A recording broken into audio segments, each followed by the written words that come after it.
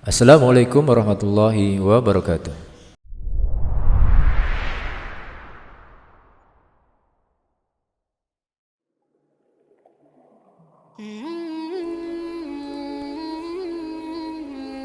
Sadad bin Ad bin Aus bin Arum bin Sam bin Nuh adalah salah satu tokoh yang pernah menguasai dunia bersama dengan Sulaiman bin Daud, Iskandar Zulkarnain, dan Namrud bin Kan'an. Sadad menikahi 1000 istri dan memiliki 4000 anak.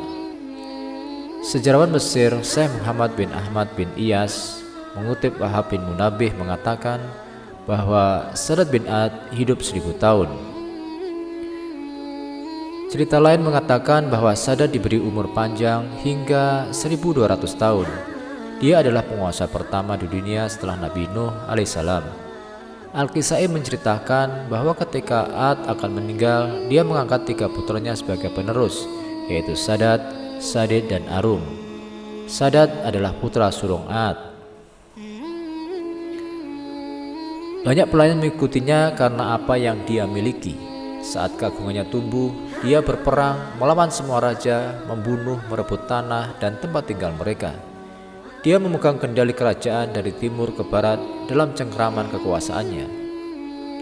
Wahab bin Munabbih mengatakan bahwa tidak ada orang yang bisa menguasai seluruh dunia kecuali 4 orang. 2 orang beriman dan 2 orang kafir. Mukmin adalah Sulaiman bin Daud dan Iskandar Zulkarnain, sedangkan yang kafir adalah Sadad bin Ad dan Namrud bin Kan'an.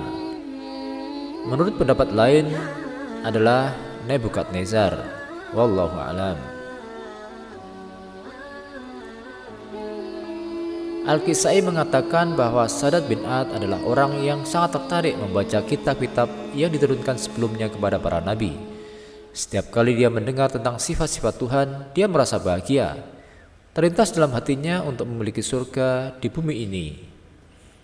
Sadad bin Ad memerintahkan salah satu menterinya yang memiliki 1000 menteri untuk mengumpulkan orang bijak dan arsitek dan memerintahkan mereka untuk menemukan tanah yang luas, udara yang baik, dan sungai-sungai serta pepohonan untuk membangun surga yang luas baginya. Menteri dan pasukannya yang terampil pergi. Mereka pergi menjelajahi penjuru bumi.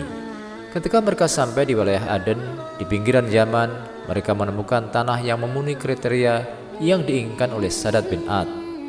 Mereka kembali ke Sadad bin Ad dan melaporkan kepadanya.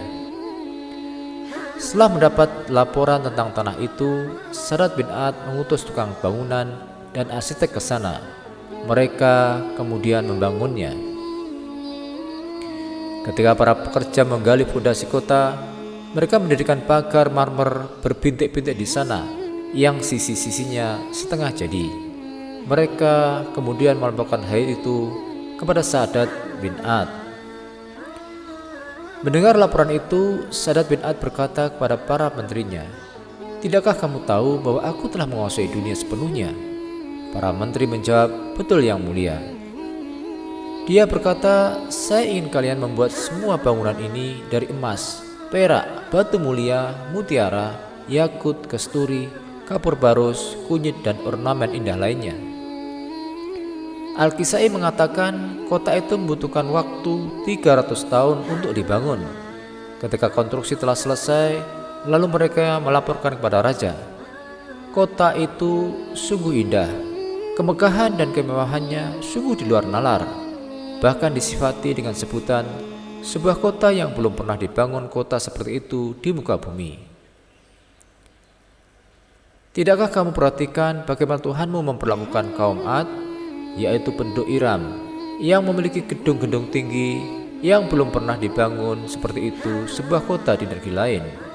Surat Al-Fajr ayat 6-8. Lalu Sadad memerintahkan menteri, pelayan, dan abdi dalamnya untuk membawa perabot dan bejana yang megah ke sana. Mereka melakukan tugas itu selama 10 tahun.